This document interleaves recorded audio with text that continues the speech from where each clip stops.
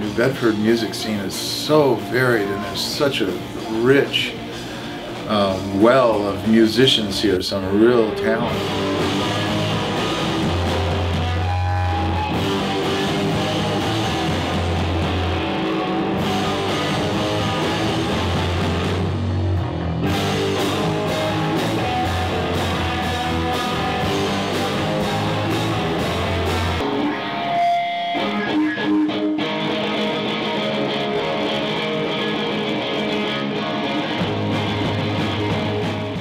We play stupid music. Our main influence is like all the bands that we've seen at shows that are not fun. Yes. Like I look at those bands and I'm like, I'm taking notes on like all the ways that I don't want to be like those shitty bands. I think the story goes that we were all sitting on this couch on a very hot summer day, and I just happened to say I said, "Oh, it's a moist boy out," and I'm talking about the weather, and for some reason it literally just stuck from there. I think it's Moist Boy is a very like blank canvas. You know, you can kind of impart lots of different meanings onto it.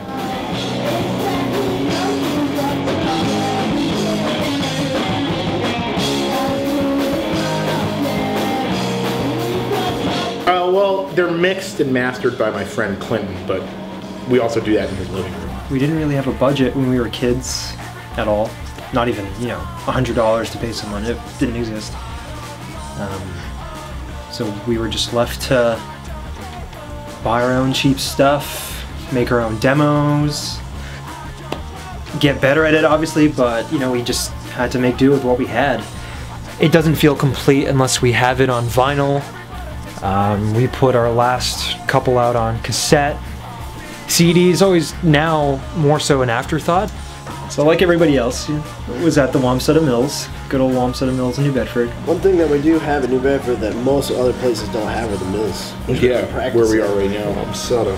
Very cheap place to practice, and it doesn't have to be in your parents' basement. And it's 24/7.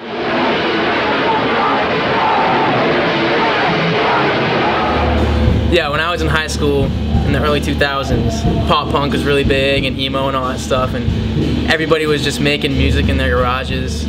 Everybody wanted to play shows, and everybody was underage, so you had to rent out VFWs and American Legions and stuff like that. We used to have this place called Reflections in the north end of New Bedford. All kinds of crazy bands played there, crazy mosh pits. Everybody loved mosh pits. Everybody wanted to be in a band. It was great. And everybody was playing each other's bands. It was like this huge community.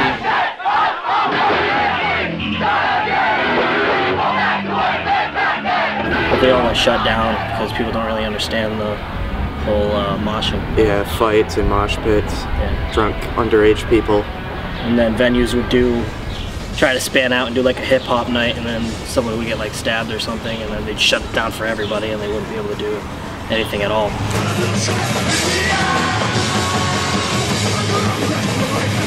A lot of my peers and friends, which made it so much fun.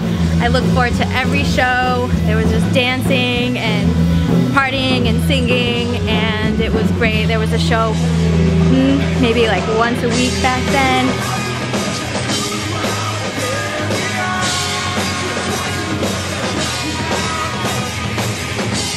But I definitely think what John Campoli's doing here at Gallery X is sort of like in that lineage. This is sort of like the same idea of those shows, but just less sporadic, and the music's changed. It's not all like hardcore and pop punk. There's a lot of different things happening here now. I wouldn't say it's the same, and I also wouldn't say that it's dead. It's just different.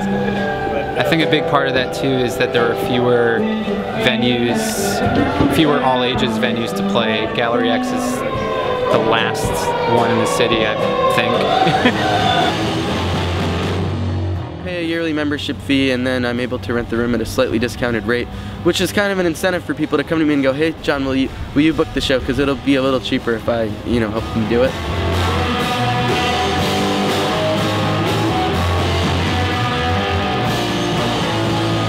in the 80s there was this whole mentality of like $5 all ages shows, and it's great and everything, but in like the 2018 world it's really hard to still do that and treat people fairly about it, you know, because I could sure do that and pay for the venue and give everybody 10 or 20 bucks.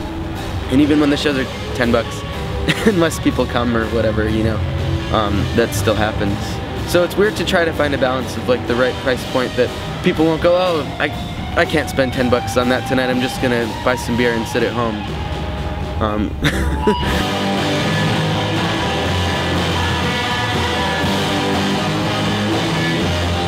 Oh, the usual turnout's awful. You know, anywhere from like 10 to 100 people.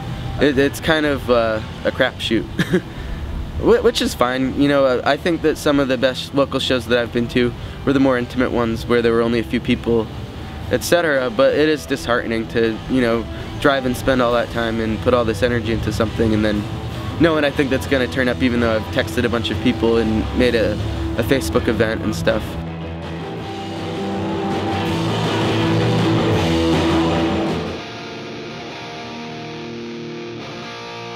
There was this great era of there being like hardcore really like erupting from New Bedford, but it really pushed up into Boston, and I think that a lot of bands that became Boston hardcore bands really had a running start being from New Bedford and existing in this fertile scene, time and place, before I was around, say like the very early 2000s.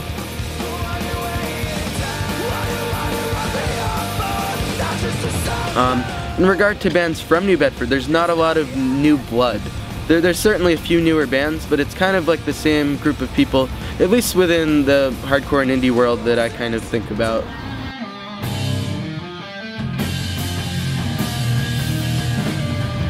There's definitely a lot of successful bands that have come out of New Bedford to national and international touring success, namely like Have Heart, A Wilhelm Scream. Elder are probably the biggest band to recently do that. It's really cool to see them playing big festivals and their real peers and contemporaries being some of the biggest names in doom and stoner metal. I'd like to think that I'm still doing this because somewhere out there there's kids that are younger than me that are total loners and freaks and fuck-ups, and they need this. You know, they don't have any real connections to mainstream kind of stuff and can't get on with the people in high school. And I think if they can find this somehow, I haven't found them, they haven't found me necessarily, but they're out there.